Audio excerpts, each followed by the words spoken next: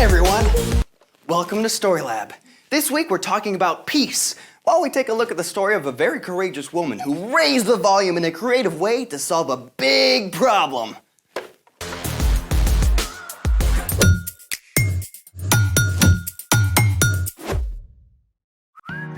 Hey, I'm Carter. And I'm Zeke. We're talking about peace, which is proving you care more about each other than winning an argument. Hey, check out this really cool song I found. Okay? Great, huh? Yeah, but now I can't hear anything. Well, now I can't hear the music. Yeah, but okay, my eardrum, Zeke, hold on. It's a great song. Just listen to it. No. It's too loud. It's great. Just finish But it. it's too loud. Finish. No. Stop. Yeah. Dude! Yeah. We're totally flipping out, aren't we? Yeah, maybe we just need a breather. Before we totally go off the rails. That, my friend, is actually what we're doing today. Going off the rails? Before we get too steamed, let's build a train. Trains? Rails. Oh, I got it. Let's make it! We'll need a spool of 20-gauge copper wire, one AAA battery, 6 neodymium magnets a little wider than the battery, a dowel that's a little wider than the magnets, wire cutters, and some tape.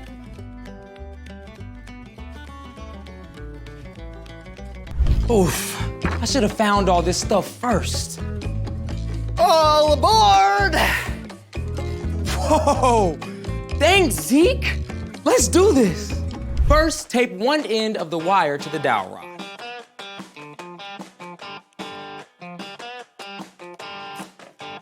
Like so. Then, twist the wire around and around the rod to make coils. Make sure it's real tight. You want the coils to be firm and very, very close together. Hey, can you try and spin it while I hold it here? Okay. Make sure you feel the burn, kids. It's a nice forearm workout. You feel that, Zeke? Nope. I do. My forearms are gonna be massive after this. Okay, now you can cut the wire. Okay. Now, carefully pull the coils apart just a little so they're not touching.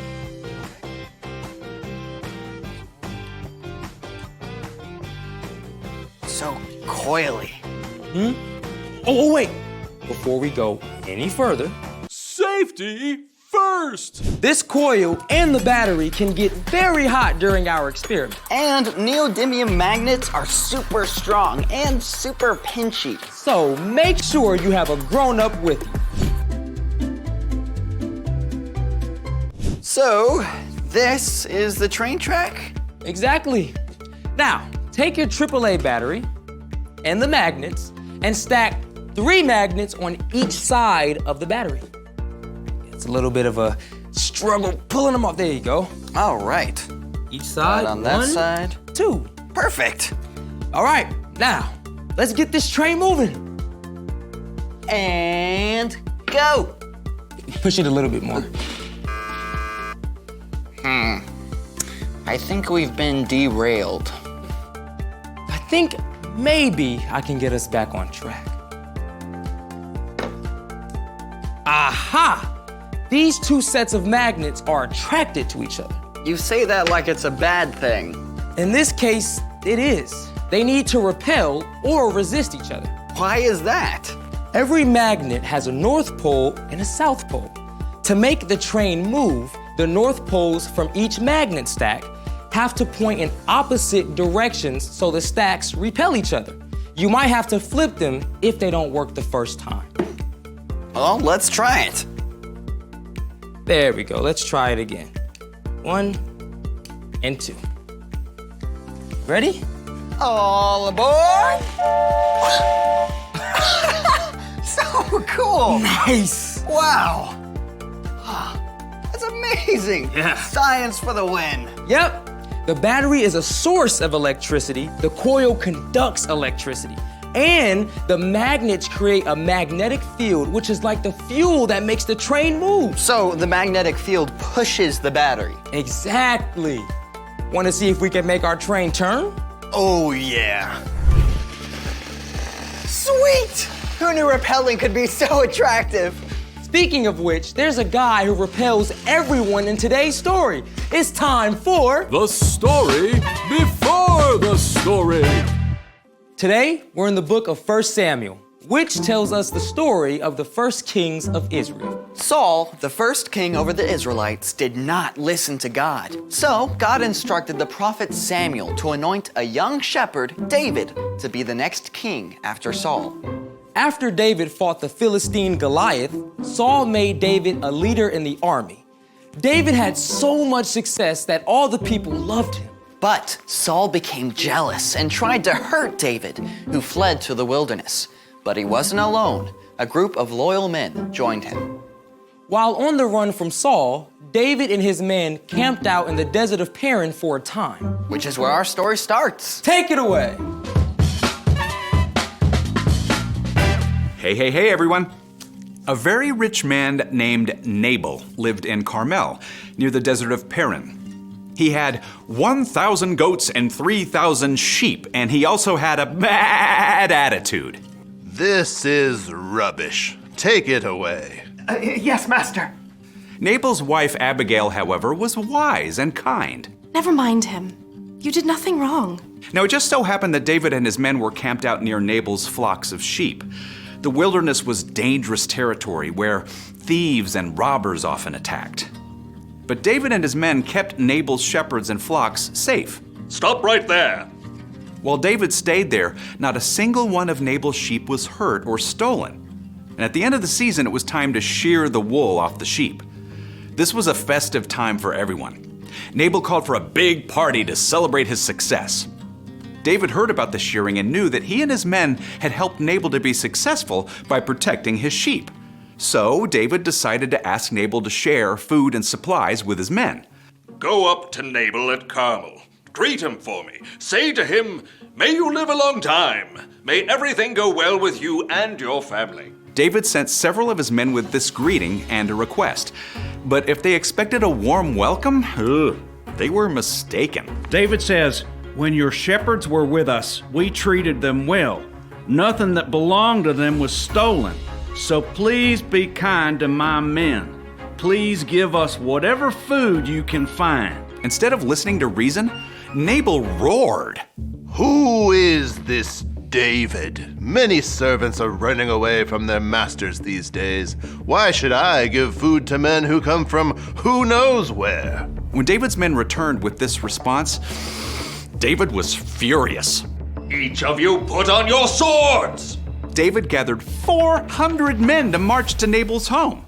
It seemed that no one could stop the coming explosion between David's angry army and the stubborn Nabal. That is, until Abigail heard what was happening. David sent some messengers to our master, but Nabal shouted at them. David's men were very good to us. They kept us safe. Now horrible trouble is coming. Please see what you can do. Don't worry. I have a plan. Abigail directed her servants to load up donkeys. Let's see. Bread, raisins, figs, sheep. Well done. You go ahead. I'll follow you. Abigail sent the donkeys ahead with gifts for David. As she rode her donkey down the mountain, she could see David's men entering the valley from the other side.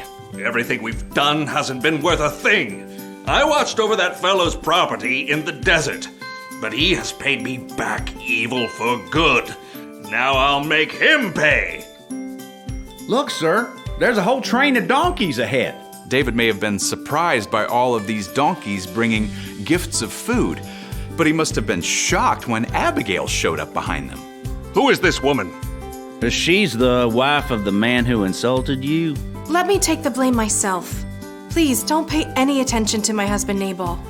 His name means foolish person, and that's exactly what he is. I'm listening. Sir, the Lord has kept you from using your own hands to get even.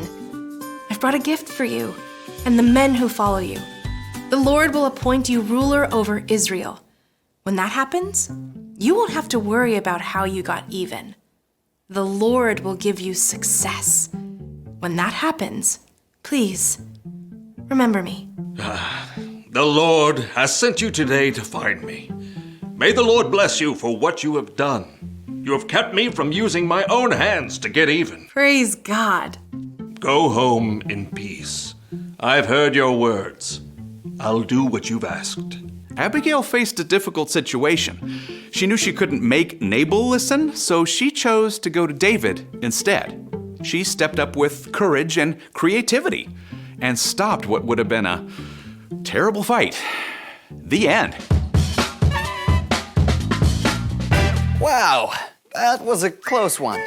Yeah, Abigail kept her cool and was able to find a peaceful solution to a big problem. So, What's our part in this story? Well, like Abigail, you can help others make peace when they don't see eye to eye. maybe if your friends are arguing over what movie to watch, you could suggest a different movie that you all like. Or even a totally different activity. Some of my friends get very intense when we shoot hoops. So I try to make everyone laugh and remember it's just a game. Then we all chill out and it's fun again. What about the times when trying to make peace doesn't seem to work? Well, that's a great time to bring in a grown-up to help. Yeah, like a parent or guardian or teacher. The most amazing peacemaker of all was actually born into David's family line about 1,000 years later. Can anybody guess who it is? Jesus. That's right. Jesus made a way for us to be in relationship with God, no matter who we are or what we've done. And because of Jesus, we can have peace with God. And that fills me with peace. Same. Well, guys, it's been fun. Thanks for having me. See you next time. So, here's the thing. You can help others make peace. Even people who sometimes repel you. Peaceful. I think we need a soundtrack. Oh, it doesn't have to be quite that loud. Perfect. Thanks for joining us in the Story Lab. See you next time. Peace!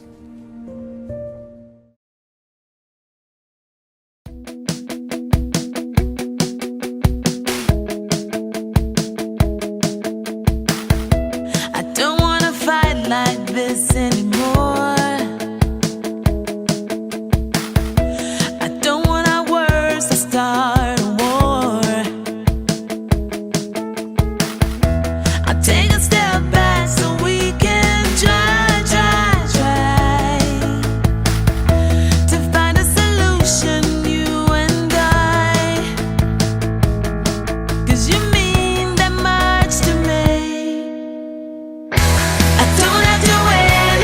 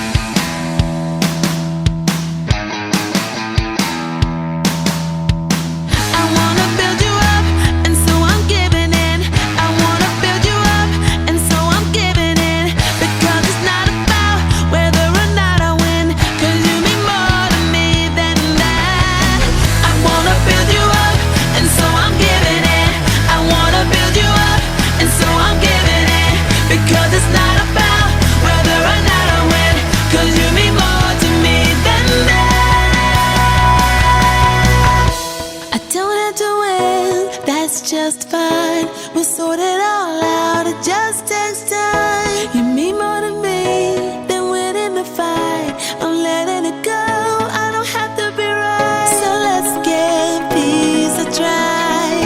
So let's give peace a try. So let's give peace a try. I don't have to win, that's just fine. We'll sort it all out, it just takes time. You mean more to me than winning the fight. I'm letting it go, I don't have to be right. So let's give peace a try. So let's give peace a try.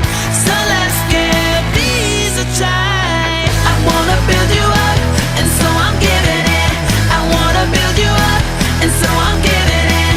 I wanna build you up, and so I'm giving it. So let's give peace a try.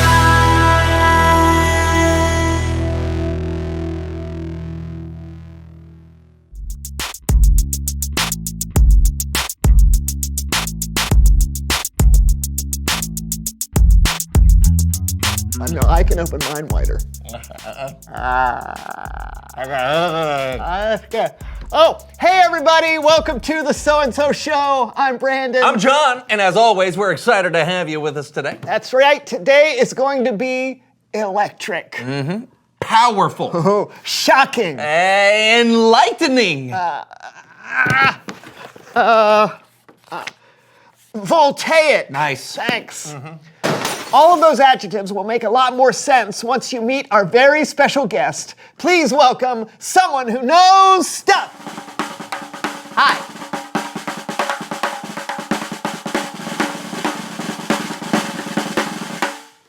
Oh, hey, come on in. Whoa. Yeah, have a seat. Yeah, please do. Please do. Here you go. Thank you. Yep. So tell us who you are and what you know.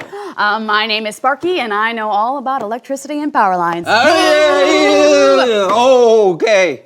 Sorry about that. Oh, no worries. No, just a little wake-up call. Hey. So you work on the power lines? Yep, all over town. Gotta keep everybody connected, you know? So we definitely appreciate that. Yeah, I mean, just last week, a bunch of birds attack a line, and 14 houses lost power until I climbed up there and got the birds off. You know, I told them, Hey. that's bird for get off of there, these people need power. Wow. You know, they flew away pretty quickly, and I fixed the line right up. Effective. 4 seconds off the clock. Shannon's got the ball. He goes for 3 from the corner. It's good! It's good! The Flapjacks win! So yeah, birds can be a menace to power lines. What just happened? Yeah, are you listening to the game with earbuds or something? Oh, did I pick up a radio station again? Pitfalls of the job. Oh, that's odd. Yeah, but oddly convenient. Hey, go Flapjacks! Hey! Hey, Flapjack! So, Sparky, what's your favorite thing about your job? Lots of things. I like the adventure of being up high, getting a sky view of the city, knowing all the intricacies of how electricity works. I mean, the lines have to be connected just right. That was Mel Solomon and Greg with their chart-topping holiday classic, There's a Squirrel in My Christmas Tree. You know what that sound means. The 27th caller wins 2 tickets to the Monster Golf Cart Derby in Sheboygan this Thursday. That's 55542. Yep, lots of things I like about the job. What? 55542. 42 what? Your job is so important. I mean, without you, we wouldn't be able to turn on the lights or use the internet. Yeah, or be able to keep my grandmother's Christmas fruitcake preserved all year long. We freeze a year's supply every December. That would be an unfortunate loss in a power outage. Oh, you got that right. Oh, it's not going to go out, is it? Oh, I can't promise anything. But if it does go out, you can count on me and my team to fix it. Oh, okay. Thank you. You don't know how much that means to me or my grandmother. You're welcome. Actually, that's my favorite part of the job. I mean, people get scared or upset when the power goes out. They feel powerless. That sounds about right. Yeah. Okay. But I get the chance to bring them peace again by turning the power back on. Yeah. Cool. Too many tacos Tuesday? Is that tumbling and turning in your tummy tiresome? Let's face it, you've got indigestion. People need to feel peace, you know? I do. What a satisfying job you have with unusual side effects. But you bring light to people's darkness in more ways than one. Yeah. Well, that's how I like to conduct my business. Because you conduct electricity. Right. Yeah. Well, it's been great having you on the show. You want to stick around for a little while? Oh, I won't resist. Okay. It's Bible story time with Kellen.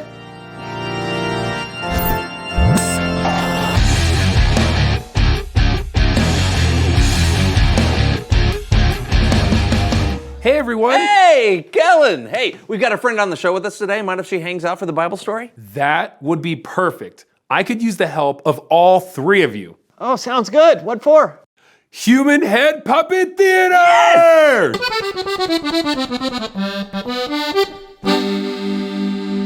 Today's story comes from the book of 1 Samuel. Now, you might have heard of the story of a shepherd boy named David who defeated a giant named Goliath.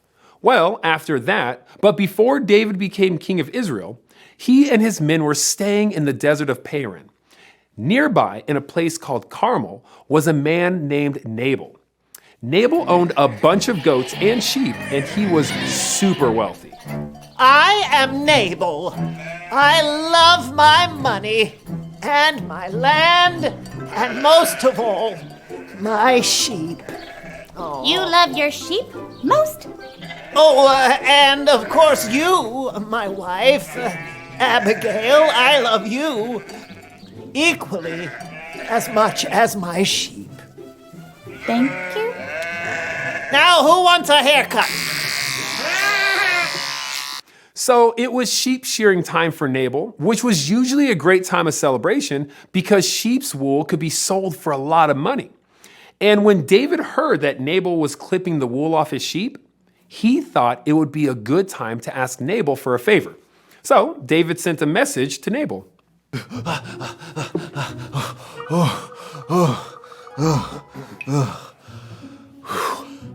Excuse me, Nabal. Yes? Hello, I have a message from David, son of Jesse. May you live a long time, and everything go well with you and your family. When your shepherds here are with us, we protected them. Ask your servants, they'll tell you. So please be kind to us and give us anything you can find for us. Is that all? Yes. Good. Then allow me to respond. Okay.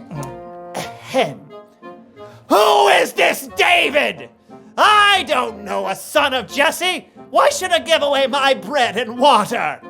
I mean, we're pretty hungry, and we are living in the desert. I don't care. Why would I give food to men who come from who? Where? It's just wool. It doesn't hurt. Go! David's not gonna like this! Yeah, David did not like that. I'm so mad. All right, men. How many of us are there? You see, 1, 2, 35, 400. Yes, each of you put on your swords. Nabal will pay for this insult. I'll be all like, shing, ha, and ha, and ha, ha. Watch out, Nabal. To battle! It seems like everyone was kind of overreacting, doesn't it? There was going to be a war over something that seemed so small. Fortunately, there was one person who kept her head. When Abigail heard how Nabal had treated David's messenger, she came up with a plan to make peace.